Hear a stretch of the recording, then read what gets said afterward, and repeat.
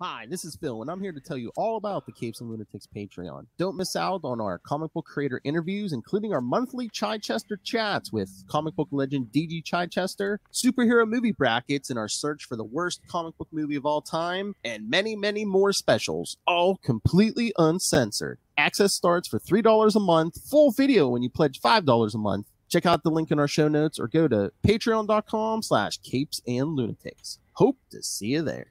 This is Luca Perich, and you're listening to the Capes and Lunatics podcast. I love Ben Reilly. That's right, kids. You know what that means.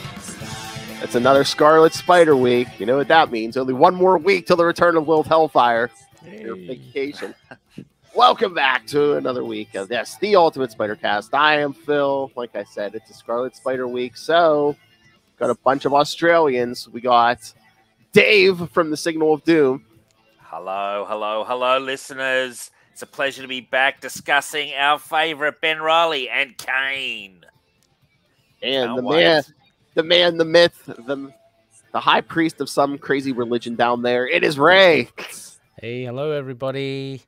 Can't wait to talk about Ben Reilly yet again. I'm back for redemption, Phil. Redemption. Yeah. Everyone's getting redeemed this issue, or this arc at the end of it. Ray, I want to say, I was thinking today, looking at your podcast schedule, you're like Jerry Lewis late in the telethon. You know, the tie, okay, the tie's down a little bit. You've been going for 13 hours straight. You're raising money for the kids. And, I mean, Ray's done about 4 shows today, Phil, and he's just capping off his day with this. You know, like, it's amazing. Really. Hey, lady! Hey, lady. Hey, man, I did 4 yesterday.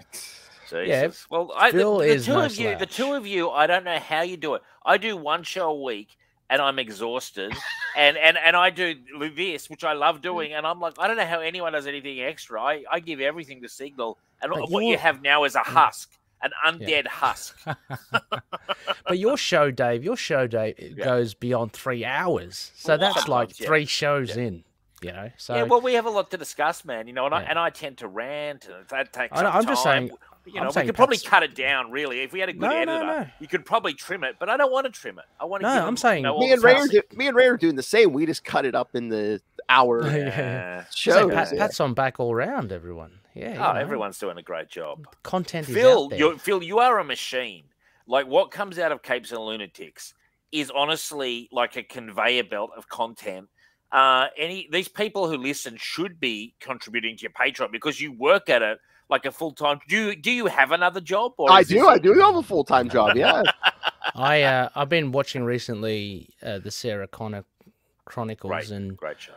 I question if Phil might be a Terminator. You know, just unstoppable. Well, you know what? Soft plug for Signal. We had Chuck Dixon on, and I hypothesized that Chuck may clone himself to get the sheer amount of content. Maybe there's a few Phils in that basement with the comics. Maybe there's a few Phils. And you know, Phil 1, 2, 3, 4, 5. Chuck Dixon has a huge body of work, but again, I talked to JMD Mateus yesterday. Look at that man's resume, man. Go online. Fantastic. Oh, yeah. And he's lovely. And a lovely guy as well. Lovely guy, JM, as well. And he has a new Kickstarter coming out soon. He's putting out 4 number 1s. Wow. 4 issues. He's a workhorse as well. I mean, two very different individuals, but both highly talented and highly productive. Fantastic. Yeah.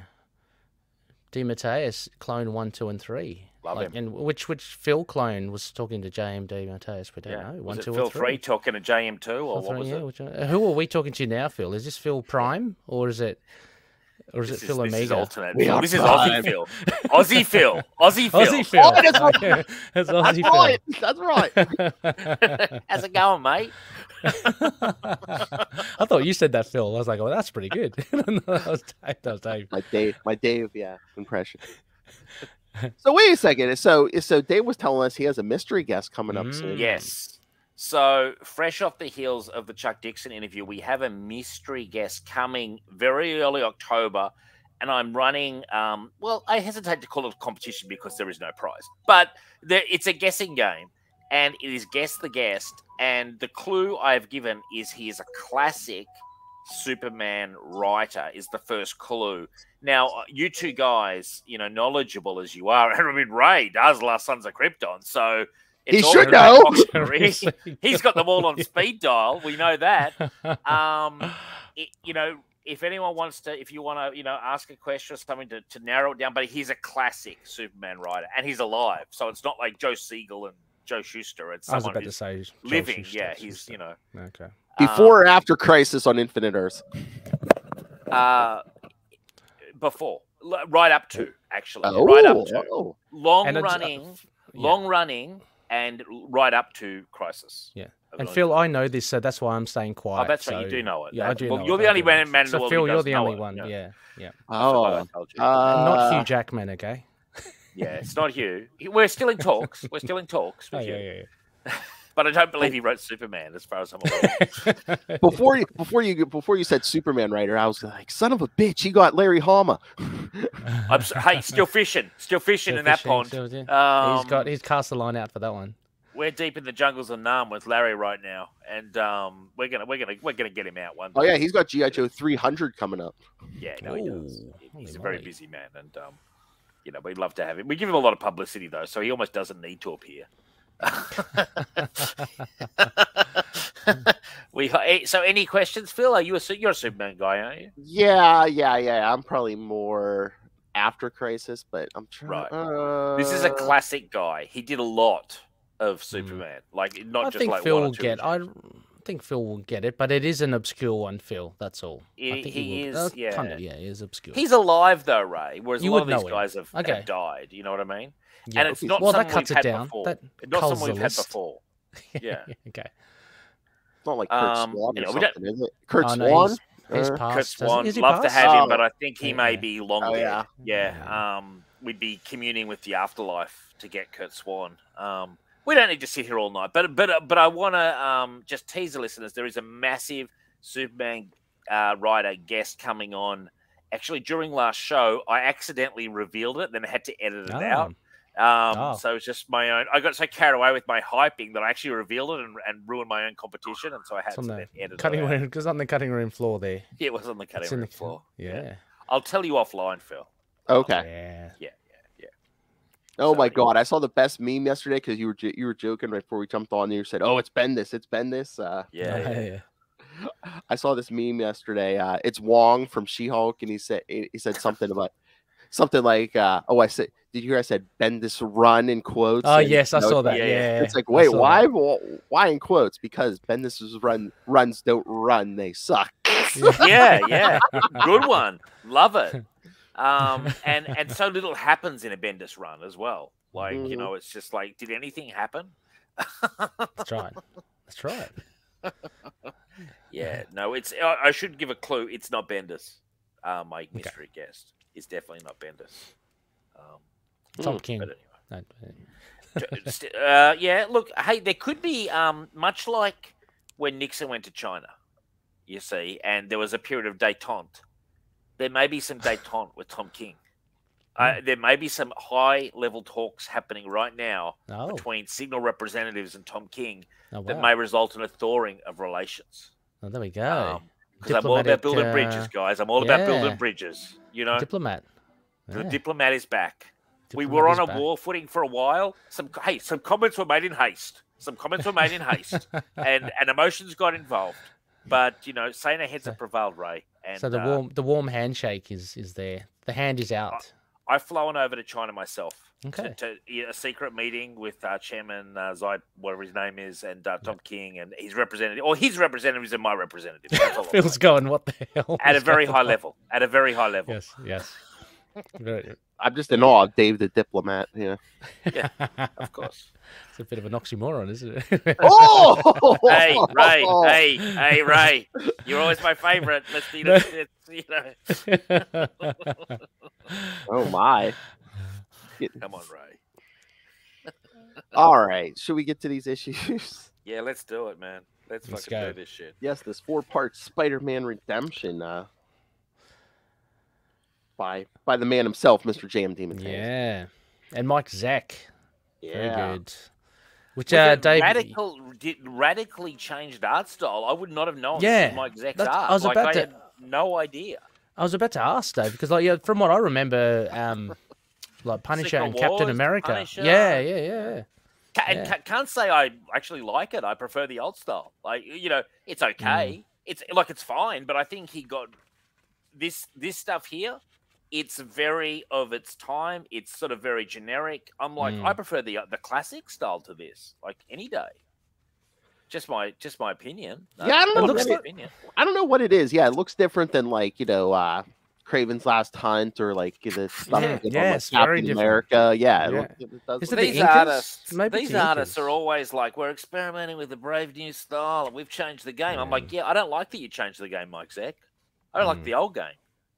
You know? Yeah, exactly. But it is, I will say this, it is very of its time. And there are some pages where it looks much more like his old style, occasionally, especially with the woman. But yeah, it's just I guess it's an artist's prerogative. They can change shit up, and that's exactly what he did. It has very much like a John Romita Jr. vibe. I It think does. maybe Yeah, because it does. a lot of the rain is probably testament to that as well. There's For a second, I thought it was John Yeah. Romita Jr., and then Yeah. I checked back and I'm like, Mike Zeck. I'm like, okay, well, yeah, you know, what can you do? I reckon the inks is that Bob McLeod, right? yeah. Yeah. I don't know. Can't say I'm familiar with his inks, but It was interesting though. Like, interesting to see an artist with such a recognizable, famous style change it up so much. Yeah. You know, and frankly, a fairly interesting story. It was fairly padded story, but I found it interesting. yeah, me too. Me too. Yeah, and I've not read any of this, and I don't know the ins and outs of the Clone Saga, so it was all news to me. What I was questioning was this woman who turns up. Is this someone I'm supposed to know who she is? She's very fleeting, right? She showed up. Remember when we did that 3-issue, The Lost Years, Ray? Yep. Like they showed like like back in Like the a love past interest. when Ben Reilly was on the road. Yeah, and like the The whole thing waitress. Is she a waitress? She was a waitress. Right? She Or was, wa- when he met Yeah. her. Yeah. Yeah. And she killed the father due to father the was sexual abusive. abuse. Yeah. Yeah. A recurring motif in JM's oeuvre, actually. Oh. Ooh, fancy. It is very much so, and because I've done a couple of interviews with him and I've read quite a bit of his stuff.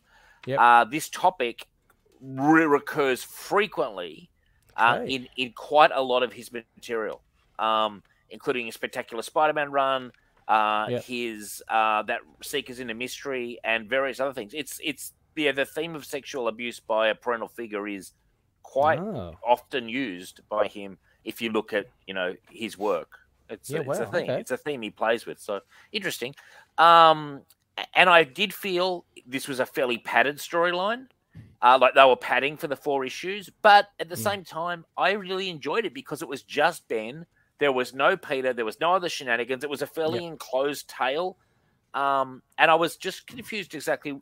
This is after the trial. I think they referenced that, if I'm right.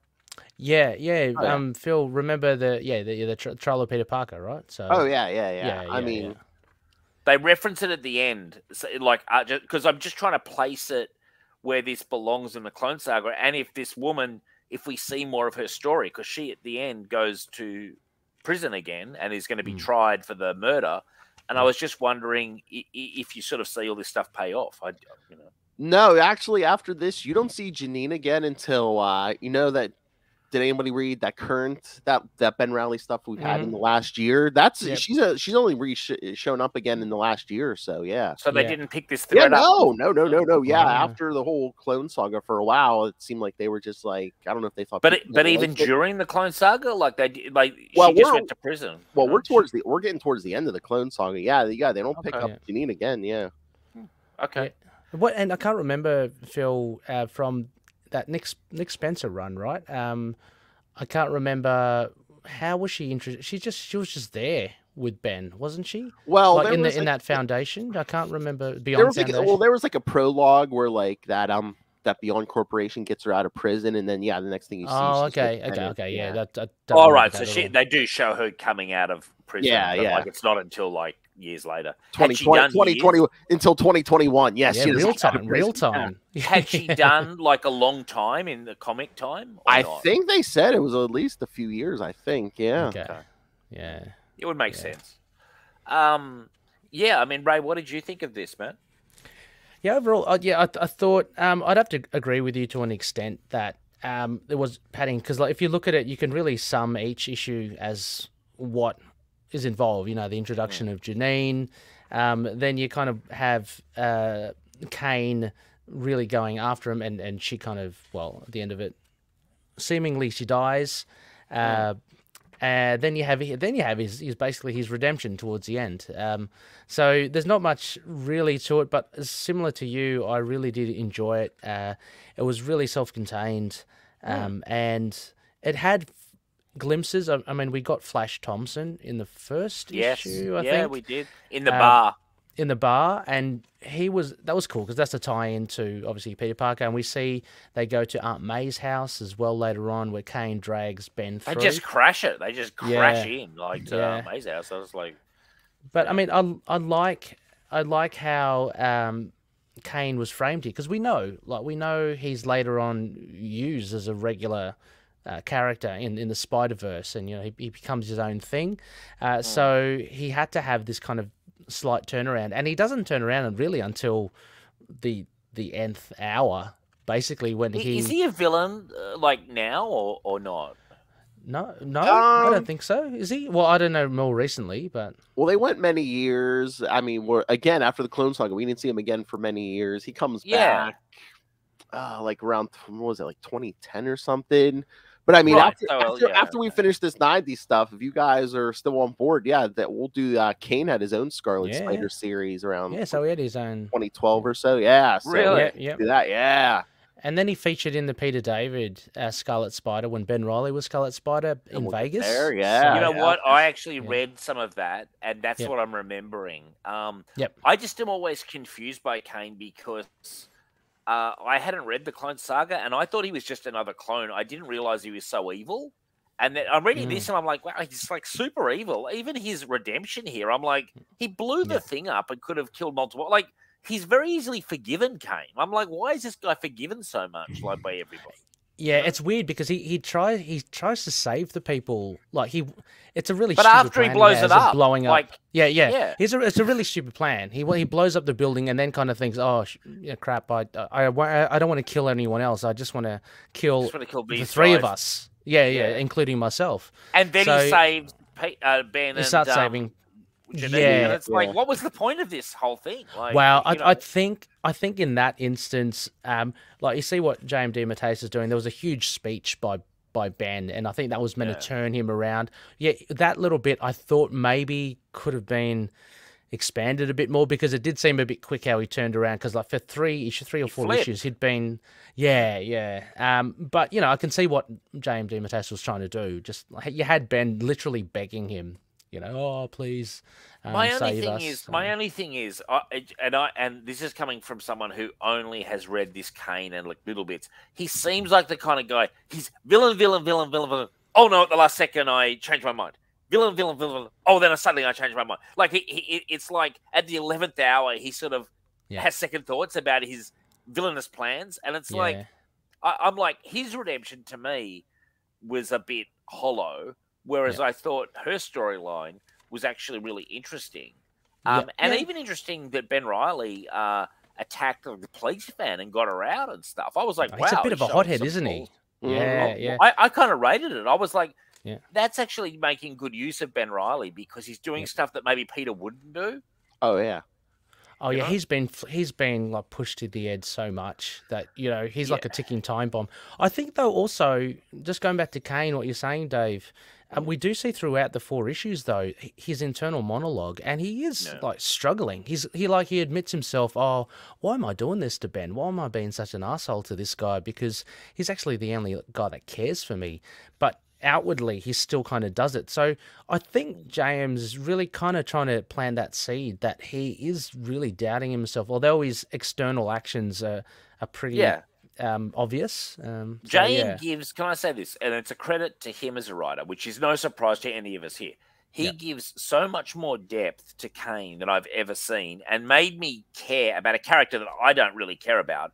But he did make me care in the context of these 4 issues about Ben Reilly. I like, that's an easy sell. But Kaine is not an easy sell for me, because whenever I see him, he just seems like a bad guy with sort of like a bit of reason for it, and then. But like, he's not a fascinating villain to me. But in this storyline, I actually was like, yeah, I'm seeing a different side of Kaine. I'm seeing more of his motivation. I'm understanding how much pain he's in, which I thought that weird, and I'm not a fan of it. The suit he wears, I'm not a fan of the art style at all, because I'm constantly like, what is going on with this guy? And when he took off the suit and I saw the face and the scarring. Suddenly, the character became much more humanized to me and much more interesting. I just don't like his design with that suit. It feels very 90s digital art, just not very thought out. When I saw the scars and he was in the mirror, suddenly I was like, this is a guy I'm starting to understand as a character, which I think is a credit to James DeMatteis, who knows what he's doing, I would say as well, Phil, and would you agree for Dave that I'm not sure, Dave, like Phil mentioned it, the Lost Years, and that was done by James DeMatteis as well, wasn't it? Yeah. I think that, I don't know if this was like a response to, I don't know when they canceled it and when they, I don't know if it's when they thought, oh yeah, we're going to go back to Peter Parker eventually anyway. But supposedly that they were supposed to do like an ongoing like Lost Years thing where like they would show you, month to month to month, all the different stuff Ben Reilly was doing when he was on the road that 5 years. The 5 year span, which is an interesting idea, But I mean, I'd recommend it, Dave, because if you're what you're saying about Kaine here. Very much as well goes for the Lost Years. Those 4 issues, I think, which does show Kaine as well. You do see him as like sympathetic. Yeah, I thought it would have been in these trades, but maybe they aren't. I believe it might actually be in the Clone Saga trades. Because they're the Ben Reilly ones we're onto now. Yep. I have seen it around though, so I can check it out. Definitely worth checking out. They're really good. Look, honestly, really enjoyed them. Anything by James DeMatteis on Spider-Man, he does make it very readable. Like, and I feel at times he elevates what is kind of pretty trashy, like some of the Clone Saga stuff. You can tell it's tired, and he elevates it, which is a sign of a good writer. Like, not every assignment you get is going to be a peach. Like, this is very much like they're squeezing this Clone Saga pretty dry by this point. Very much so. But yeah, you're right. I think James, and just the nature of this mini, I think, because he's able to focus on Kaine. It's kind of like, let's just forget about all the other things, and I think that really helps the storytelling as well. But no talk of the mystery man behind all this, or mystery woman that we don't even know who it is. Like, there's no, but it works because you don't actually worry about that. You're not focused on it. You hear about Miles Warren, the Jackal and stuff, but it's not overly focused on him even, and it's not focused on a million other clones. You know how there've been so many clones at some points, like the enclosed nature. I mean, Phil, how do you see this one? Yeah, I mean, it's good, and again, I mean, J.M. DeMatteis is always good, and there's stuff in this he's going to pick up later because he'll write Spectacular Spider-Man after the Clone Saga. That whole Flash Thompson, drinking in a bar, he's almost blackout drunk. Yeah, J.M. DeMatteis gets back to that. We've all been there. That was funny though when Ben gave him the little speech, the pep up speech, and then Flash is like, yeah, maybe he has a point. It would have been more funny if it was like really a drunken like moment of lucidity, like that brief moment where I'm going to turn it all around. And then just collapse into the bar. I'm so drunk. He looks like Parker. I love how Matteis blonde tips. It's like the bad lighting and the point that he's 5 beers in helps him to not recognize the blatant resemblance. He's like Penny Parker, and he's like fully staring at him, like rambling, like Flash Thompson just rambling about his high school days to just strangers in bars. But no, I mean, I get Dave's whole point about, Kaine will seem to do bad stuff, then he pulls back. I mean, they never said it, but I almost kind of took too, like maybe his mind isn't in the right place either because his body is degenerating. Maybe it's like affecting his brain too, Oh, he's clearly unbalanced. Like, if just think of it this way. if we like just fantasy, if we had that condition, if you were in that amount of pain all 24/7, all your life, you simply if you went on like a massive amount of painkillers, you simply wouldn't be as coherent as your mind would suffer. You'd be in so much pain all the time. I'm not saying you'd go around murdering people, but it would your mental facilities would struggle because of the sheer amount of pain. Like they load you with painkillers, but this guy doesn't seem to take painkillers. He just keeps rolling. Yeah. And pretty much his whole life, it's just been like, oh yeah, you're gonna die, you're gonna die, you're gonna die. You don't know when, but it's pretty dark, man. Maybe that's partly why I don't really respond to the character. To me, it's very dead end character. You are very bright and chipper, Dave. Yes. Well, I just when I look at the character, like honestly, like this is no offense to James Mateus, the actual character, it's a very dead end, like one way street, like. It's sort of there's not that much room for significant progression. He's constantly going to be the very tortured, almost bad guy Spider-Man. He's never going to have a mainline big time presence in anything. I just almost feel like there's not a lot of character there in the first place. Like that's just my assessment. Like I just don't see it. Yeah, I mean, to full credit to the other subsequent writers, they did turn it around, and that was no longer like the focus, because I think they did find that was really, as you say, a dead end for the character. So he became more than that, and he became quite allies to Ben Reilly. He even as well didn't he feel, and I'm just thinking about it now because it's so weird because he is a clone. In like the Spider-Verse, he actually becomes a very important part of the Inheritors kind of what was it myth or whatever, that they had this kind of thing where they had the he's a Skyan. They have the bride, and so they have these legendary figures that they go for, like Peter Parker. They have Silk, who was the bride. And they had him, and they chose Kaine. So he's kind of gone on a different trajectory. That's cool. Now, yeah. And you know what? I haven't read that in like 10 years. I'd like to read that again, Spider-Verse. That is cool. Well, I'm glad to hear that. So they've kind of, they didn't just doom him to this constant, he's a villain, he's a villain, he's a villain, and suddenly he's not, then he is again, Yeah.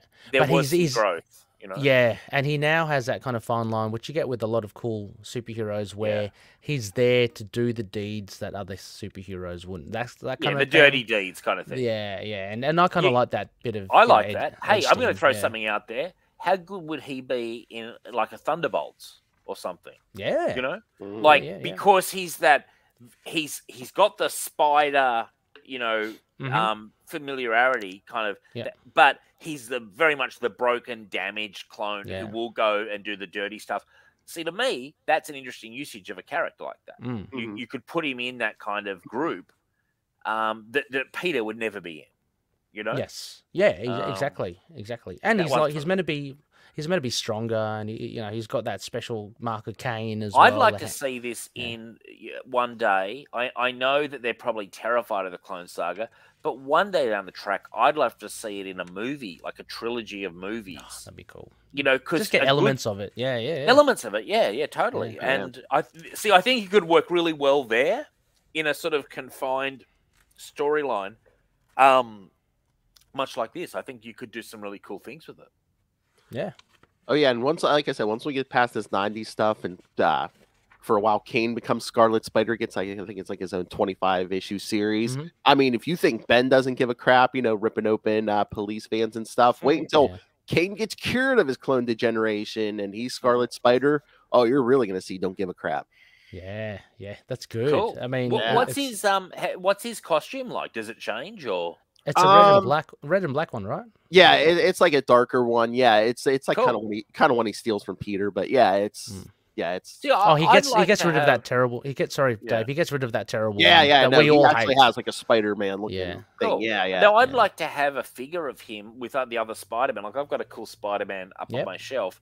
I wouldn't be adverse to having a Kaine of a good costume, like with that bulkier. Almost Hulk-like, you know what I mean? Like compared to the other Spider-Man, he's so much more bulked up. Yeah. that'd be cool. Yeah, I like Kaine. I mean, I like the whole kind of clone side of it. I like obviously like Ben Reilly, and I like Kaine as well. Like more than some of the other spider people. So yeah, definitely like to see that.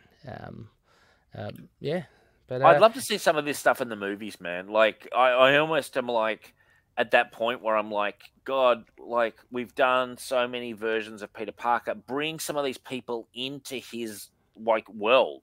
You know what I mean? Like I'm not saying eliminate Peter Parker from the movies. I'm saying bring in some of the other Spider people to fight some of the other bad guys and build some complicated, cool stories. You could definitely do it. Like, oh yeah, I'm excited already by the Into the Spider-Verse number 2 or whatever, because that first one did it really well. Loved it. To be able to see the other Spider people potentially would be really cool. Yeah, Dave, I sent you a picture of that. I'm just looking at it. Yeah, that's a cool that is so much cooler than his costume here. That's actually a really nice design. It's a really nice design. Yeah, that is it. Yeah. That's a cool. See, like on my show, Richard constantly decries like the proliferation of spider people, but I actually kind of dig it. I like it. I think it makes it cool, and it makes it its own thing, and they're quite distinct. So, like Into the Spider-Verse, I actually said to Michelle after I saw it, I said, I personally feel that's the best depiction of the Spider-Man universe that's been done on film. By some way. I feel like they finally went that extra level that we always talk about. We always hope they'll do it. And generally they don't. It's like little steps. But I felt they went really above and beyond, and I thought knocked it out of the park. I thought it was an amazing movie. Absolutely agree. And I think that was just the tip of the iceberg too. Oh, like, when you see Spider-Man Noir and Spider-Ham and all that, they were the main like characters. But, for anyone that's read read Spider-Verse, you'd know the plethora of characters, of spider characters. And I just can't wait for them to dive in and get more of them out there. There's that steampunk Spider-Woman. She's awesome. Oh, there's heaps of cool stuff. There's the Indian Spider-Man, and obviously British or Spider-Punk, who's pretty popular now. Not so much from Spider-Verse, but Ray, your thoughts on this character? Oh yeah, Arachnite. Awesome, awesome design. That's the combination of Spider-Man and Moon Knight. Yeah. Oh, cool. That was from Deadpool for a second, right? Okay, it's from Infinity Warps, Dave. It was where worlds meshed together. They were mashing together. They were mashing everyone up. One of my favorite things comes not from that, but from Contest of Champions. I've got Venom Pool, that big statue, which is Venom and Deadpool. It's such an awesome statue. I have it at work. It's an awesome character. I love it.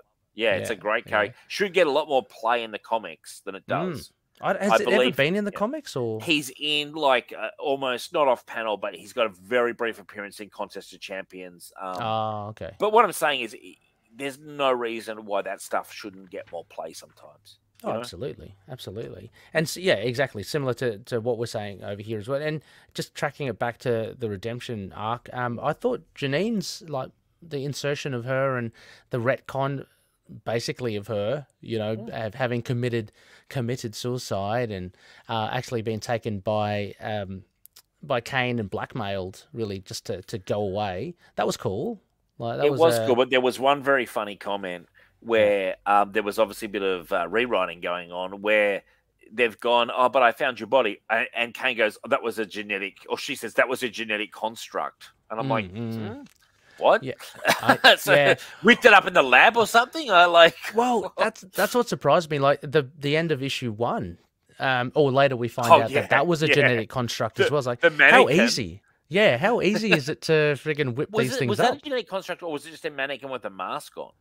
Oh no, I thought it was something. It must have had something extra. I don't know if it looked like it was breathing or something, but yeah, it was very convincing. I was like, huh? Because Ben said it was just convincing enough to fool him in the dark and stuff. Yeah. That's right. Me. I was like, huh? It's a mannequin. Okay. I know. And then you kind of backtracking it. Oh, okay. So he did the kind of slide of a switcheroo while they were kind of in the confusion. Yeah. It was pretty good. It was because I was originally tracking back going, hang, what? He spent the last few weeks with like a robot, but it's like it was only in that instance. That, Don't act How like, about when he goes don't into act like you're Kiss above it, Ray. he goes into kiss her, and she's like fully like like freaking out. That And was I was electric. like, this is getting kind of like sick. I also liked, and I actually think this is a really cool element of this storyline. They brought up that Kaine and Ben Reilly kind of had a sort of psychic bond. It was mentioned a couple of times, like they could feel what the other person was feeling. Do you remember? Oh yeah, they were saying that they times. were Siamese twins by soul, something like that. Yeah, something. Yeah, it was bizarre, but like I was like I just thought it was a cool idea. You know, like it kind of, you know. Yeah, I think that touched for me in my headcanon. That kind of touches because they're both clones, and there's some weirdo connection between the shared DNA and all that. But yeah, I thought that was pretty cool. Well, I mean, it builds a link between them. And I think, and the whole shared DNA too. I think it's like, oh yeah, well, Kaine doesn't set off my spider sense and stuff, Yeah, I remember that, but then I think it's so weird because Ben Reilly, or I don't know whether it was writing or not, but he gets a spider sense happening, and he immediately turns to Janine. Remember, goes, "Oh, that's got to be Kaine. Let's get out of here." But it turns out to be the police. Yeah. But he must have forgotten at that stage that his spider sense forgot doesn't. the flaw. Yeah, he forgot. Yeah, exactly. Yeah. They run down and it's the cops, and I was just like, Jesus. I was like, this would never happen to Peter. But Ben Reilly just staggers out like. Oh, and he's lucky he wasn't shot by the cops because he attacks them. And again, I'd like to call out as well just how grassroots Ben Reilly is, which is really cool. Like he again covets the fact. Well, Flash says it. He covets the fact that Peter's a grade A photographer with a model for a wife. This is Flash talking, but you really can see the parallels with Ben. And then there's that flashback with Janine and Ben's. What is it? He's trying to sell septic systems. I mean, this is really, someone who's got an unglamorous job. He's really just, Yeah. Well, again, he was traveling. They were traveling the country. He's basically on the run. He basically has like fake credentials because because he wasn't born a regular human being. Yeah. So. Yeah. Oh yeah, that whole scene. It's like he jumps out of the shower. She's like, "Oh, you're not going to work yet." Yeah, yeah, that's right. I know. Good. But I should let me have my way with you. It would have been funny if he'd gone, "I can make it fast. I can still make work." It doesn't even take a long time. Exactly. Well, they're really into each other, which makes the inevitable ending all the more harder to bear. Like, and she does the right thing, and so does Kaine. Like Kaine surrenders, so that's I know everyone except Ben Reilly's turning himself in by the end of this. Yeah. I mean, I'm going to play devil's advocate here. You know what? I don't need my heroes to always come crawling to the cops. I mean, if she'd kept on the run and he put her on a train, I would have just been fine. I'm watching tonight a little show called The Fugitive. One of my favorite all-time shows, and that guy stays on the run to prove his innocence. Well, doesn't Ben? Doesn't Ben? He wants to, and it's Janine who goes, "No, I've got to do the right thing." Like Ben's keen. I would have liked. Oh yeah, he told her. He's like, we can leave right now. He's like, we can leave New York. We can leave the country. I don't, Yeah, he's a well, desperate turns man. out she was wrong. Yeah. She followed his. Oh, you're going to get free. Well, turns out she did like 25 years in real time in jail. Hard time. So maybe she should have run. Yeah, Yeah, that's true. You could. The jail years. I'm always like, can they not prove that the father abused her or what? Did no one believe her? I know it's kind of almost like a given that she's going to be. Well, she did kill him, so that's grounds for something. But like, people have gotten off. People have gotten off Yeah. in real life from stuff like that. Like I know of. I'm talking like I know the guy. No, I saw on the internet. There's a famous thing in the States where I know what you're talking about. I know exactly what you're going to talk about. Let me say. So basically, his son was abused and I think killed Ray. And anyway, so no. The son's alive. Oh, son's alive. Okay. Yeah, and then the perp is like walking along, and suddenly the father pops out from around a corner and just puts one in the back of the head and kills him. And this was on TV. Yeah, it was live on TV. Yeah. Because it was like the perp walk. and he just blew the guy's head off, and he was found not guilty, just due to emotional, stuff, because his son had been sexually abused by this guy. So there's precedent, as far as I'm concerned, for vigilante action on these scumbags. That was I saw that same story, Dave, and that was just amazing because it had the video footage of the guy. And he was obviously very pissed off, as you would be. Because I watch it every night, Ray, for a bit of street justice. My friend. Yeah, I think it was the son's sporting coach or something. He was a coach or something. I think he was a judo or karate coach, and he was a scumbag, and he's dead now, and good. But my point is, people have gotten off of this kind of stuff. So I think Phil's right in saying that, like, Janine had cause, just get Jen Walters or Matt Murdock to represent you, and And if that doesn't work, then street justice via Daredevil, Punisher. But again, I think it was just that it was also just the thing of she went to prison, but then for a few years Ben Reilly was dead, so we kind of just probably forgot about Janine. I forgot about it, man. She's a minor character, like. We're talking about it. It's probably the first time she's been talked about in like 20 years. You're not wrong. You're probably not wrong. Like, no one's buying the action figures of poor Janine, the sexually abused, like, murderess. They call them peg warmers. Those action figures that just stay on the shelf. Can't you imagine little Janine behind the jail bars, like looking out with a little face, like a little tear? I was going to say, what kind of Australian slang is this? She's warming Ben's peg? What? No. I've only picked it up from online, and I think it was from the US. Peg warmers for action figure collectors. Toys that don't sell, basically. They don't shift. Yeah, they stay on the pegs. All those Eternals figures that are still on the shelf. Exactly, man. Exactly that kind of shit. Yeah. But so what did you guys think of, like, except for like issue 1 he was, and then the very last page of issue 4, the rest of this the miniseries, he wasn't in costume. For the majority. Didn't mind that at all.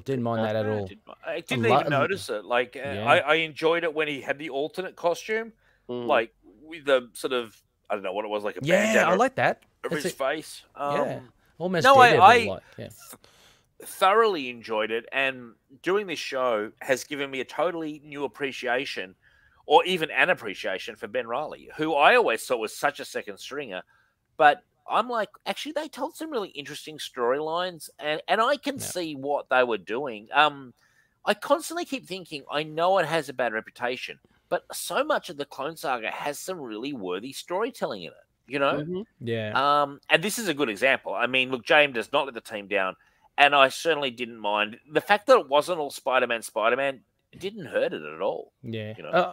I know. I mean, like, there are a few, a shout out to the guys over at Werewolf by Night podcast. I know they're Ben Reilly fans as well, and there's a lot of sympathizers for Scarlet Spider. So I think it's good to have a bit of flavor with Ben. Cloning. No, it's good stuff. I mean, there's like it's so funny. We always relegate stuff to the convenient labels to fit the narrative, which is that the Spider-Man Clone Saga is so terrible and was all part of the thing. I'm like, well, they were struggling financially. We all know the story, and they propped it up. Yes, there have been some really woeful clone arcs that we have done, but stuff like this, it actually holds up very well. You know? I think there are a different perspective, and it'd be interesting because, like, I would love to see the same thing, Dave, like the Clone Saga translated somehow, or at least referenced in the MCU or on TV or film. But I always draw back to that conversation, Phil, you and I had with Howard Mackey and Terry Kavanagh, and it just seems from the writer's point of view, and they're the ones that were kind of driving the thing as well. There is a bit of a bad taste to it. Like, they were joking. Like, I think Howard said, "Oh, look, don't blame me. It was all Terry's fault," whether that's a joke. But I think, looking at it from their perspective, and us saying as well that they had to draw this out over years. It must have been a grind in during some months where we've got to keep this going. What are we got to come up with? And sometimes you could tell they were struggling, Yeah, so it may not have been a fun or good experience for a lot of the writers as well. So as for how Marvel, like themselves, the house, sees this and whether it's worth pursuing, it's hard to say. But if the creators are feeling that way, I mean, they may not pick it up, but I'd love to see it. on the screen. I Somehow. think you could do. I think really honestly, there's a good story in the bones. Yeah. And you'd have to go into the bones of it and rearrange it. Like rearrange. Yeah. I'm not saying do the whole thing from beginning to end. I pick the bones out, cut it down, and there's something there. I mean, almost every comic event is bloated. I'm sorry. Every mainstream comic event is bloated and has too many tie-ins. That's just the nature of the comic cycle. But when they do it in a movie, they're picking out what they feel are the best, almost emotionally, resonant beats. You could do it. Yeah. So, I mean, look, and I mean, also on that as well, like, and again, it's not the be all. I don't want to make it sound like the be all and end all is like to get it translated onto film. Like, we all know, the three of us, we love our comics, and for me, that's a superior medium where it is. But what I do like sometimes with the MCU is that look at Civil War, where they just take the idea and it's really nothing like the comics. So it's just they're just saying the bones and the essence the concept. of it. Captain America versus Iron Man. Like when you break it down, that's it. And that's exactly what I'm talking about. Winter Soldier, they took a lot of bones out of their Bruce Baker storyline, mixed it in with their stuff, and had such a strong movie. You could do it with this, and I just feel that it's one outlet that Sony should probably look at it, because they're the ones who will be doing it.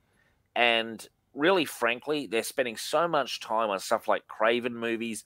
There's some other villain, some rapper I've never heard of there's a rapper who's got some character that I've never heard of. It's a very modern character who's getting a movie, El Muerto or someone like that.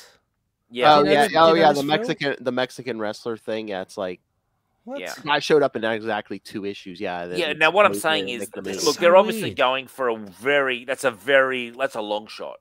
Yeah. I'm just saying they're not afraid to take a few chances. Why not get some decent writers on and construct something worthwhile out of Spider-Man? Because he is more than just a part-time Avenger. Yeah.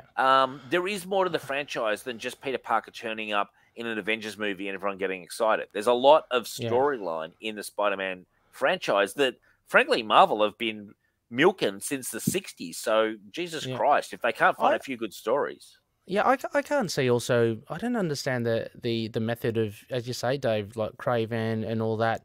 I don't know why they don't try and expand on the Spider-Verse, like why don't they have a movie on Gwen Stacy or Ghost Spider or Scarlet Spider? I don't know why you wouldn't. Well, Craven's a great character, but I don't need a film just from his point of view. He's a villain as well. Like it's. But he's a great villain. It's not it's not like he's the Joker. Like the Joker is would be the pinnacle, because everyone knows. Like, he's in pop culture. He's ingrained. No, not many people know Craven. Well, they're going to go, wow, Craven's going to be hunting Scorpion. Most people out there are going, who and who? Yeah. In the mainstream. And before that, they were talking about Silver Sable and Silver Sable and Black Cat. A project I was very excited by, Ray's. I was covering. Oh, no. Yeah, me too. But again, we're comic book fans, Who would why would this interest someone? The only look, those characters would be so good in a bigger movie. Like, if you were tying them into the Silver Sable relationship with Doctor Doom is something that is so fascinating and could be so easily, like, that's what I'm saying. If they were smart enough to tie those little bits together, suddenly you're sort of getting all these different vectors. But just, as I say, like Silver Sable and Black Cat, it's a two-hander movie, Thelma and Louise with Silver Sable and Black Cat. Most people out there, if they're not Spider-Man comic readers, are going, who? What is the relationship to Spider-Man? Oh, he's not in it. Oh, well, then why am I even wanting to spend my money at a cinema to watch this? Yeah, it just seems like very weird choices. And I haven't even seen it yet, and I still kind of want to. Morbius, I know that's been kind of cursed. Not as bad as people make out, but it's very inessential. It's very inessential. Yeah. You've seen it, Phil, haven't you? Yeah. Oh, yeah. What did you think? Very inessential, yes. Yeah. No, it is. It's... Ray, it's not as bad as people say. Okay, I don't mind. I don't mind like just popcorn films. I'm sure it's entertaining in itself. Yeah. That's all. There was a funny moment with one of my colleagues at work, who he loves the comic movies, but he has no comic knowledge. Like, great guy. But anyway, so I said to him, he'd seen it, and he was going, "Oh, it's sort of like middle of the road." I said, "Is Blade in it?" He goes, "Yeah, turns up." All movie. I'm waiting for Blade. All movie. I did it. nothing in the cinema. Then I'm like, is it mid credits? Is it post credits? Or is my friend maybe wrong? Oh, that's annoying. Wrong. That's annoying. Waited the whole time. Kept waiting for Blade, and I'm still waiting. Oh, that's terrible. That would put me off watching the film totally. Like you're expecting something.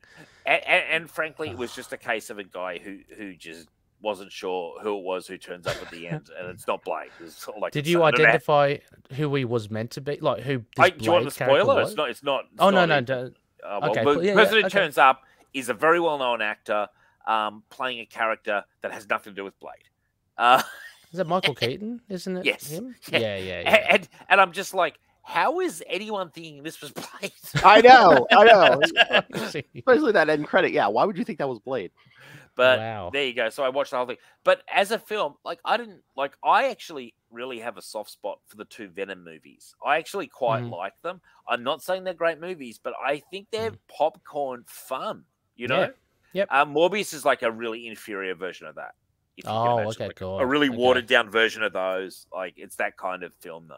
Yeah, they're just fun films. So, they don't all have to be Tolstoy. You know what I mean? So it's totally. Well, and they're not as well. Like that's the thing. They're not. And Sony have really tried to make that film a hit. When the thing was coming out, it's Morbin time. They re-released it and it just bombed again. It's like, just because you're part of a meme doesn't mean people want to flock back to the cinema for your lackluster movie. Yeah.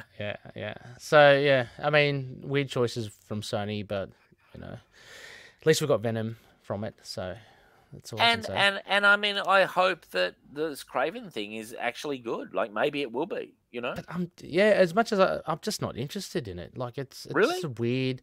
Yeah, like Craven. I like Craven, so I'm hopeful, but I'm not. Like. I mean, I'll watch it. Don't worry, I'll watch it. Low, Yeah. But mind you, while we're here, I want to get everyone here has now seen Thor: Love and Thunder. I want to get your honest feedback. Phil, starting with you, what did you think of Thor: Love and Thunder? Again, just like these movies we're talking about. I mean, it was all right, but it was, if you're looking for serious stuff, don't be going to that, Yeah. Maybe a little too much humor. I mean, it was good, but it's just maybe they could have toned down the humor a little bit. Yeah. Right. To be honest with you, I was like everyone was saying how bad it was, and the jokes, it was just the humor was just non-stop. So I was like preparing myself for a really, really terrible time, but I actually enjoyed it. It's not obviously it's not the best film and has massive problems. Oh please, that mid-credit scene redeemed it for him. Come on. Oh, that was oh my the God. icing on the cake. I wanted to spoil that so bad for Ray. I know, me too. I was begging Ray to let me spoil that. He wouldn't play ball. I'm like, come on, Ray, it's been out 2 months. But I thought Russell Crowe was a joke. Like in a bad sense. I thought it was probably the worst performance Zeus. of anyone in the Marvel Cinematic Universe. But I love the action. I love the action. Like the action was awesome. Visually it looked really good. It wasn't. I was expecting YTT to just like a joke literally every second. So it wasn't. Yeah, sorry. Like Joke Factory. Kind of thing. Yeah, Joke Factory. Because for me, Ragnarok was bordering on that anyway. It was like Thor's a joke in that, and he's a joke in Love and Thunder, which for any I think passionate Thor fan would probably have some issues with. But I wasn't offended by the film. Let's just say that. What did you think, Dave? Like I loved Thor Ragnarok. It's close to my favorite Marvel film. I was very, very disappointed by Love and Thunder. Look, it was fair enough. It was just so lightweight that I just thought and Ragnarok was lightweight, but I felt it had a bit more going on. I'm gonna have to watch it again because I just was very disengaged. The whole time I was thinking, is this really it? Like, is this? It's just so to me very unambitious. It looked good, but I expect that. They've got the money to do that. I honestly can barely remember the story. I thought that they made what was such a great story in the comics really thinned down. And Russell Crowe was embarrassing. He was embarrassing. Russell Crowe needs to take a look in the mirror and actually think about what he's doing with his career. because he was a joke. But then again, also as well, how much of a fault is it Russell Crowe and how much is it Taika Waititi? Taika Waititi should never saying direct like another you've got to movie play again. this. Yeah, you got to play this for laughs, Russell. So okay, And I'll put on a and Greek Russell Crowe accent. doesn't care. Russell Crowe Yeah. famously doesn't give a shit about superhero movies, and he's interested in one thing: the paycheck. Yeah, and he gave a comedic performance. Look, he did what he was told. He gave a comedic, lightweight performance. That's fine, but the director is culpable there. I think so. And look, I'm not like I know people who are like, oh, Richard, for example. Oh, Ragnarok's the worst because it plays it for laughs when it should be so deadly serious it's the end of the world. I'm like, I get it. Waititi plays it for laughs. But I felt this time, it wasn't that funny. A lot more humor. Yeah. Than it wasn't that funny. It was chuckle hut, and I was disappointed. Now, that said, there were little... I'm a Marvel fan. I like Chris Hemsworth. I like Thor. So I found ways to enjoy it, but Michelle was being driven crazy by those goats. Oh, really? The goats are screaming. Those goats got inside my brain, Yeah. and I thought it would never end. Yeah. But as far as I'm concerned, probably one of the poorest MCU movies, in my opinion, out of all of them. And I've liked plenty of them. And I thought this was, a fizzer, frankly. Okay. Disappointed. Personally. Yeah. Okay. Cool. I was just gonna leave it. Yeah, I was gonna say. I was I'm gonna say you like it though, Ray. Yeah. I mean, look, it's not in my top 5 or whatever. It's not in my top 10. But I don't know. I just enjoyed it for what it was, and maybe I don't know because I watched it like I think a week before it was taken off the cinemas. So I watched it really late. If I'd been really stoned in the 90s and watched it, I probably would have enjoyed it because that lightweight storyline wouldn't have worried me. But I watched it. Yeah. I also watched it not in my normal comfort zone. We actually saw it at a drive-in thing for some reason. Michelle was so scared of the COVID and all that. So we had these we had free tickets or something, and so we went and saw it. So I didn't see it in my natural environment, which is either in the cinema, very cushy surroundings. How was the sound? Was it just? It was okay. Radio? Like no, it was okay. Yeah, like. Okay. But I do want to give it a second go at home. And and I, it's on Disney's, and I will watch it again. Like I didn't hate it. Like I'd give it. I think I'm being generous. I'd give it a 5 out of 10, and I'm being generous. Okay, I have a question. Okay, you said you went to the drive-in to see that, and Ray was asking you about the sound. Do you guys still have the speakers? Because I know when our drive-ins we used to have like there was speakers sitting there. You would put in your car. Now it's just you tune your radio to a certain station. That was it. Yeah. Look, I haven't been to a drive-in since the one time in the early 80s. This was my only experience at the drive-in. So it was like I said, it was a prize or something. So you drove in next to something, and the sound was great. Actually, the sound was fantastic because it was through the car, like proper stereo sound. Yeah. The screen was much more of a problem because I was like over there looking at what felt like a TV. Over it wasn't immersive. Yeah, because it was at a distance, and I struggled with that because I'm spoiled. I'm spoiled by wanting to have a decent experience. Exactly. Yeah. But that said, it wasn't like I was watching the movie going, man, I wish I'd seen this on a big screen. I was watching this movie thinking, is this really it? Is this really it? Okay. Like, like Taika Waititi, you've been faded. Everyone's told you the world's greatest director. You've delivered a joke-filled, like depthless movie, and you're going to feel some heat. That was what I was feeling, And believe you me, I don't know about over there in the US, but here he was praised as if he was some sort of a god while he was making this movie because he has that What We Did in the Shadows and Ragnarok, and they've been fading me in the press over here, Phil, like you wouldn't believe. Oh, really? He's been shot down, right? I mean, I've seen a lot of reviews, but before this movie, it was a love-a-thon for several years with Waititi. Because he's kind of like Kiwi, like because he's I get it, but close to local. But frankly, what's left now is a reputation in ruins, as far as I'm concerned. Yeah. I'd be. I mean, I wouldn't want him to direct any other Marvel films. Let's just say that because we know we know his flavor. Maybe a Deadpool. That would work. A more comedic movie, I think, would. And the box office receipts on Ragnarok haven't been impressed. On Love and Thunder. No, it's not good at all. No. Yeah. It's the same thing I think with James Gunn because I was massively underwhelmed, and it's one of my worst MCU films is Guardians 2. I really didn't Totally agree. Didn't Totally like agree. that at all. I think Guardians 2 is better than this, but not much better. Oh, okay. I still hold Guardians 2 probably worse than this, but I don't know. I agree. It's not great. Yeah. And again, he was everyone because they love Yep. Guardians 1. He was people overpraise. It's like 10 out of 10. Oh, Alfred Hitchcock is fucking back. You know, Quentin Tarantino, sit down, James Gunn. And then Guardians 2 came out, nothing but a style reheat of the first one. It's exactly. When it gets tiresome when it's exactly the same. You know, not exactly the same, but you know, just the same. Very close. That was that was almost carbon copy of the previous movie, and it's so funny to me that none of this seems to get picked up by the studios. Like no one's giving them notes because they're flying so high off their last hit. Like Taika Waititi had a free hand with Love and Thunder completely. Yeah. You could just tell. And you know, look at the results. Frankly, they speak for themselves. So, that should be the quote: "A reputation in ruins." And stale reheat. I like that. Stale reheat. Yeah, man. Yeah. Like we're not. It's very late night here on a Sunday night. I've got I'm just firing shots from the hip now. I just don't care. Yeah, sorry. Phil, Ray's done 5 shows today, and you look like you can do 5 more. No.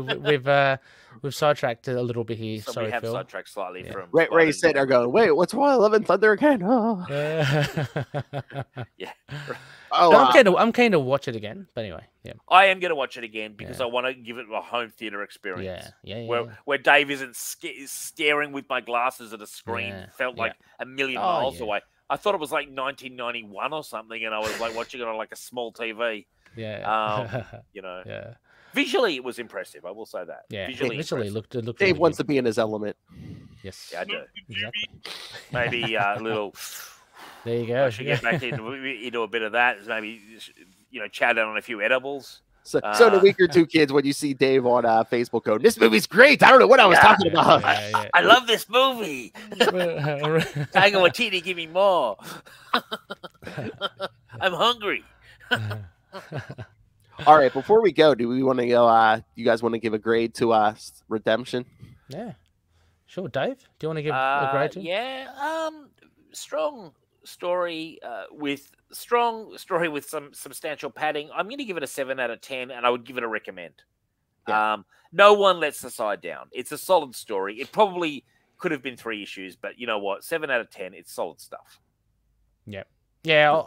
I'll go the same. 7 out of 10. I think it was enjoyable enough. As Testament engrossed in it that didn't even notice that he was out of costume for most of, if not all of the main story. So it was very good read. It was a very enjoyable, engaging read. Albeit, as Dave said, might have been padded out.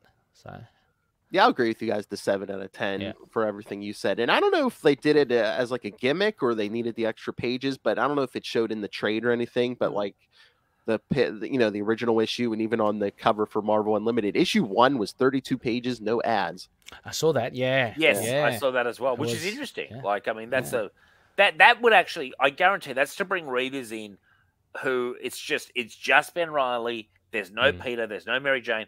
But if I was on the stands at that point, I would have been tempted, 32 pages, bang no ads. Bang for your buck. Yeah. What was it, about $1.75 or something? Probably. Back Maybe. then? I don't even know if it was that much, but on there? I would have done it. Yeah, it doesn't say on here. Yeah. Doesn't say. That's no fun. That's no fun, Marvel. By the way, I just want to say this. Thor Love and Thunder made $758 million at the worldwide box office. That's actually not terrible considering it was a subpar kind of movie. Oh, please, DC would sell their mothers for that. That's what I'm saying. Considering there was negative word of mouth, everyone said it wasn't as good as anything else. It still made $758 million, which shows you the power of the Marvel franchise. Yeah, it still crawl to that number, and it crawled to that number. Jeez, wow, that's worldwide, right? Did you say? Yeah. That's worldwide, and you were part of that, Ray, in the last week of release. Probably. Last week, yeah, in a near empty theater. Did you do it on Tight Ass Tuesdays, Ray? Did you go in with your half price? No, it was on the Student weekend. discount or something. No, it was on the week. I was actually senior discount. No, Senior, actually, yeah. my local cinema, I do have a free movie ticket, like when I joined. So I had that, but they had already taken it down, like taken it away. So I had to go to Broadway. And I can just watch imagine it. Ray like, damn, Yeah, he's come in with his free ticket, slam it down. They've gone, sorry, buddy, it's over. Oh, but I mean, just similar to you, Dave. I like to make it an experience. So I think I got gold class or whatever. You know, you got to make it. You got to enjoy yourself when you. Was it a solo album, Ray, or did you have your wife with you, or what was it? Oh no, it's always solo. Until Finn is of age. No, because Eve is not. Yeah, Eve's not really interested in that sort of thing. I think the last one she saw was Avengers: Infinity War, actually, and she just said it was. At least, yeah, she didn't go to see Endgame. No. Didn't feel the need. No need. Yeah, exactly. No. I don't care what happens. I can stay dead. Exactly. Half the universe is dead. Okay, I'm done. Yeah. Well, it was pretty cool. I mean, she was impressed. Like she's going, so they just died at the end. I go, yeah. I said, yeah, it's pretty bleak. She goes, wow. Okay. Yeah, but yeah, it's like, don't worry, they'll come back instantly in the next. Don't worry, she didn't. Don't worry, they killed Black Panther. He's coming back. They killed Spider-Man. He's coming in another movie. Did you hear, off topic, but you know how Alfred's been dead in Batman? Apparently, he came back this week. Yes. Yes. And I'm about to read the issue after this, but just to show that no one stays dead. No one stays dead. You can definitively kill someone, and they're like, "Oh, he's dead forever. Oh, it's going to change the whole Batman family." He's back. You know, Batman vs. Robin #1, and Dave had to get that last dig in. Batman, my favorite character. Yeah, come on, right. Janine came back from the dead, so you know. Yeah, why not? Everyone is does. Marlene alive in Moon Knight right now, Ray? She is. She's overseas though. She took her daughter with her. They're separated, so we don't get to see any Marlene. No booty calls. Nothing late at night? No. Unfortunately, no. It's very sad. He's a jet-setting playboy. Why can't he fly over to her? Sex on the mind. Yeah. Just go, hey, Marlene, let's get it back together. Let's patch it up. He's focused on... It's focused on, you know, the crime fighting. I don't know. Tigra? Oh, yeah, actually. I think they're... Ray or Mark Spector? At a certain point, like, I don't mean to be sexist here, but at a certain point, a man needs a woman. And, I mean, he's out there. There's a song about that, yeah. Well, yeah, no, I was going to break in the song, actually. Like, you can only fight crime so long before you need the feminine touch. Well, in the anthology, Black, White, and Blood, Mooney, was there with Tigra. The morning after. Rumpy-pumpy. Bit of rumpy-bumpy. That's it. All right. Well, God bless him. And I mean, and Ray, you're sacrificing the virgins and the goats to Khonshu. So, and the goats now. Yeah, the screaming Nasha and with the other one. Ray makes them goats scream. Is Khonshu as evil as he appeared in the Moon Knight show? Because he seemed like a real prick. He's a real the depiction of Khonshu was real. I thought spot on in the TV show. He's really good. It was good. I agree. It was. But I mean, like this guy's nuts. But that's what he is. He's a deceiver. He's an idiot. I'm not saying he's a bit of a prick as well. Yeah. But this is the god you worship, Ray. You've chosen almost a mischief god. You know. Yeah. Well, you know. I like it. You got to be on that. And does he have? You know how Mark Spector has like mental problems. I don't know exactly what he's got. You know, we're not allowed to call it split personality. Oh my God, internet. They call it dissociative something, you know. Associative, whatever. PC world has tried to change the word. But does Khonshu have that as well? No. Does he? Oh, that would be so good if he did. Because he would be the god of dissociative personality disorder. Imagine. Like, how good would it be? Marvel, that one's for free. That one's okay. Well, someone's got to be the god of it, you know. Well, that's true. I mean, if there's god of everything, you know, maybe we saw him. Maybe we saw it in Love and Thunder, in the what was it, the deity's city or whatever it was, omnipotent city. Was there a Khonshu in there somewhere? No, disappointing. There should have been. There should have been, yeah, for sure. They didn't. That is disappointing. That's throwing a bone there, really. Like, the TV show just came out. I know that scheduling and timing, but seriously, they could have. You could have just had him sitting there. He didn't need to do anything. Just sitting there, just with his beak, and he's so distinctive as a look. It's such a good look. Oh, it's that's part of the reason that you worship this dark mischief god, isn't it, Ray? The look, the beak, and everything. Yeah. The look, the power, Dave. The power, master, and you know, the inevitable, you know, the rewards. dark power. That's the, it. the rewards. By the way, guys, did you know? I think it's next week. This Werewolf by Night. There's like a special or something coming. Are you aware of Yeah, it? October 7, I thought it was. Yeah, it's very October- soon. Yeah. Yeah, that looks awesome. I can't wait to see it. Well, tell me about it before we go, because Richard told me about it like seconds into the Okay. show and then had no information. Phil, do you want to? I only saw like the quick trailer they put out. It Yeah. looks like it makes it look like they're almost doing the old Universal monsters Yeah. things. It looked like it was in black like a and pas- white, and It's like a pastiche of the Universal black and white horror. I love films. that kind of stuff, like It's the done- Wolfman and all that. Yeah, exactly like the old-fashioned like Lon Chaney cool. Wolfman. Jeez, But that's awesome. it's about these hunters, monster hunters. They convene at this house, and apparently, Phil, I don't know if you remember, there's a desiccated skeleton talking to them. Apparently, that's Ulysses Bloodstone. That is the actual I'm familiar with that character. Yeah. So he's brought them there, and it's a kind of a mystery, but we all know who it is. Apparently, one of them is the monster. One of the people, the monster hunters, is a monster and will ravage like all of them. But we I'm know looking Jack, forward to this. This and one sounds of them's good. called Jack Russell. We all know who it is. So I don't. That's Werewolf by Night, yeah. Yeah. But I think they'll make it a lot more smarter than that. They'll do some other stuff. But yeah, so that's the premise. And it's just a movie, yeah, like a special movie. I think it's a one-off. special, yeah. And Elsa Bloodstone's in it. I can't wait. She's I'm awesome. looking forward to this. Yeah, like, she's a I didn't know granddaughter. about this. I did Yeah. not know that this was even a thing, and then I saw it the other day online, and I was excited to be alive. And it's quite graphic in the trailer, Dave. The Werewolf by Night punches a hole through like a SWAT team guy, like a police guy. You see him punch his fist through the guy's stomach. It's You know what pretty I cool. said on Signal? I said, how about if it had been Taboo, who's a massive Werewolf by Night fan, and I was claiming, I mean, I said he's a rapper. He could have acted this. They could have brought Taboo in, because recently they've done a Native American slant to it. Yes.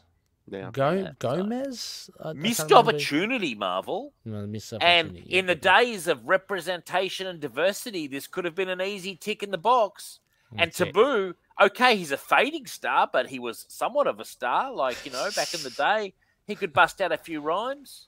Again, maybe all we got is a trailer, Dave. You don't know. Maybe that's a twist at the end. Yeah, there could be a twist. Another werewolf or something. Yep, You don't I'd absolutely. love know. to see it. I'd love to see it, guys. That's all I can say. I'm excited to be alive. Yeah. All right. Before we go. All right. So yes, kids, next time after you hear this episode, yes, Lilith Hellfire will be back from her big move. So Fantastic. yes, the next 2 weeks we'll be doing, of course, it'll be October, so we'll be doing some Man-Wolfish episodes. Nice. Yes, in 1 week, Amazing Spider-Man 124 and 125. In 2 weeks, Amazing Spider-Man 189 and 190. And in October, we'll be bumping up the Scarlet Spider episode. So instead of the last week of the month, will be the third week of the month, boys. So we'll be covering more Spider-Man team up number 4 and Spectacular Spider-Man 235 and 236. Because the last week of October will be episode 200. So, Wow. like I said, I'm hoping to get Lilith and you guys all on for Craven's Last Hunt. Oh, I'm available. I've got a question. Is Man-Wolf John Jameson? Is that right? Yes. Yeah. You like that one? I that's just put that in my back pocket, Ray. I just, went into the old files there. You whipped that one out. Yeah. Yeah, nice. that was a bit of a flex, to be honest. I knew the answer to that question. Yeah, he gets a stone from the moon. It grafts itself to him and turns him. Pretty cool. Pretty damn cool, man. Like, excellent. And so you 200 episodes. Wow, you've done Nice well. Just Spider-Man, yes. Yeah, you've done about 2 million episodes of what Yeah. I was gonna say that's what I was saying to Lilith one day. I said we should just like number everything with the same number. I'm like, we'll be over 1,000. We're like, Ray, over look at that, 1,000 Ray. easy. Yeah, over 1,000 easy. Yeah. All right. So yes, kids. So yeah, send your thoughts. Yeah, October's gonna be howling. Email us CapesandLunatics@gmail.com or call the voicemail 614-382-2737. That's 614-38 Capes. And remember, you can find Ultimate Spidercast on Facebook, on Twitter. Find all the links to all the Marvel and DC shows we do. The YouTube channel. Everything we do, including our recent interview with Mr. JMD Mateus, is up on YouTube. So smash that subscribe button so you don't miss a second of it. Smash it. And of course, the Patreon. Like again, listen to this, Dave. He's a smart man. He says you should be subscribing to the Patreon. Because again, we're paying for this ourselves. $3 to $5 though gets you early access to creator interviews, including the monthly Chichester chats. I got the good mic out for you guys. And superhero movie brackets, because Lilith loves my pain. Yes, we will find the worst superhero movie of all time because she's making us watch all these horrible movies. So what's the latest one that you're choosing between? Because well, for the September, at the end of this month, we'll be doing the Phantom versus the Spirit. The Spirit's far worse than the Phantom. I far worse. I actually like the Yeah, Phantom. yeah. Spirit's Yeah, me too. actually one of the worst movies I've ever seen. Yeah. Like that could I'll say this now. That's a dark horse to actually win the whole thing because that is a terrible movie. That's one of the worst movies ever. Can't beat Spawn, Dave. Can't beat Spawn. Hey, Ray, I prefer Spawn any day of the week to the. Have you seen the Over Spirit? No, I haven't seen the Spirit. Oh, but the Spirit's I was terrible, man. Is it? Spirit's terrible. God. Yeah, really bad film. If it's worse than Spawn, then my God. Oh, hey, the October, it's going to be Spawn versus Meteor Man. Yes. I have not even seen Media Man, so It's like from the late 90s. It's sort of like from the early 90s and the special effects show that. I liked Spawn when I saw it in cinemas, but that was a long, long time ago. Oh, it's 1997, yeah. But it's dated. Like the CGI is absolutely awful. Yeah. It'd be terrible. It'd be terrible. It is absolutely awful. And it was PG-13. You need an R-rated Spawn. Come on. Yeah. It was cool to have a Spawn movie, though. Oh, yeah, it was. Like, I it was fun was to into go it. to the I was- cinema and enjoy it and it not be Batman or Superman. To be such a random kind of character that it was cool. But he was on a wave. Like Spawn was great. I was like, I remember just being on that hype train as well, and you would have been loved it. suckling at the teat of Todd McFarlane. I can just imagine. I was. You probably put a couple of his kids through college, Ray. Back in the 90s. Exactly. There's all kinds of merchandise. Speaking of merchandise, pick yourself up some Capes and Lunatics and Capes and Lunatics sidekicks merch. Find it all at Linktree, linktr.ee/Capes and Lunatics. All right, Dave, when you're not busy smoking a doobie at the drive-in, where can people find you in Signal of Doom? You can find Signal of Doom on all your favorite podcasting networks. We go out weekly. We've got a Facebook, Signal of Doom. We're on Twitter, Signal of Doom. Find us there. You can find me on Twitter at RedLantern2051. But just type in Signal of Doom and check us out. Weekly show. Nice. All right. And now, Ray, you and your many podcasts, you who love Hercules, Tigra, and Batman, where can people find you? Don't know about the last one. Hey, don't you... Batman, my favorite character. I submit the evidence, Your Honor. That wasn't me. This is my voice. Into the night, Batman. Just you can easily catch me on Twitter at RayRayPod, REY Pod. That's probably the best way. It has links to all the other shows, to Into the Night, Moon Knight podcast, To Know Her Is to Fear Her, Spider Woman podcast, Last Sons of Krypton, a Superman podcast. On this one, of course, I love this show. This is so much fun talking to you guys. And Predator and Prey as well. It's a Yaucha podcast. Another podcast, Ray. Really? That's what I said. He always says he's busy until you throw one out he really loves, and he's like, "Oh, okay, I guess I'll." I tried to get him on Signal this week, and it was impossible. Ray you got to pick the right character or right. You got me with Wonder Man. It felt like the 2-part Wonder Man special we did this month. Yes. Ray Pod. Just catch me there. Go ahead, throw it in. That's it.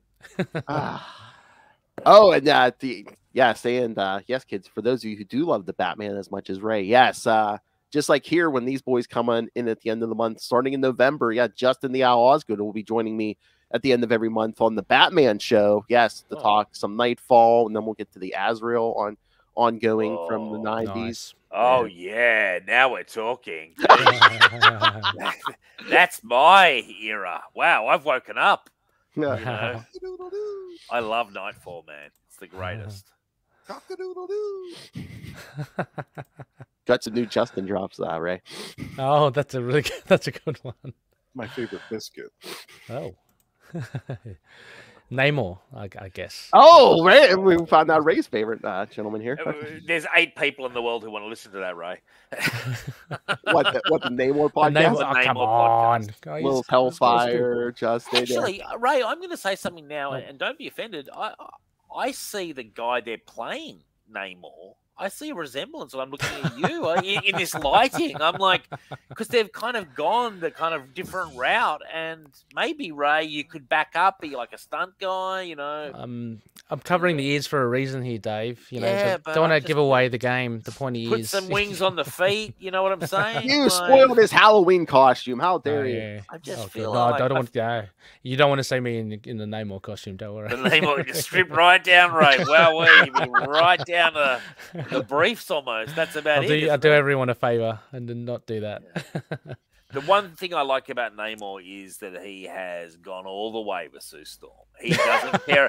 He doesn't respect wedding rings or anything. He just goes for it constantly. He's a prince. He's a prince. He's knocking on that door more times than Reed Richards has any idea about. That's all I'll say. Give her the old trident. Huh? Okay. All right. Thank you, everyone, for... I don't know what this was, but thank you for joining us. Yeah, it's been fun. Again, 1 week, Lilith returns. We're going to talk some Man-Wolf for 2 weeks. Then 3 weeks back here for Scarlet Spider. And then in 1 month, episode 200. Hopefully everyone under one roof for Kraven's Last Hunt. But until then, swing on back. Peace out.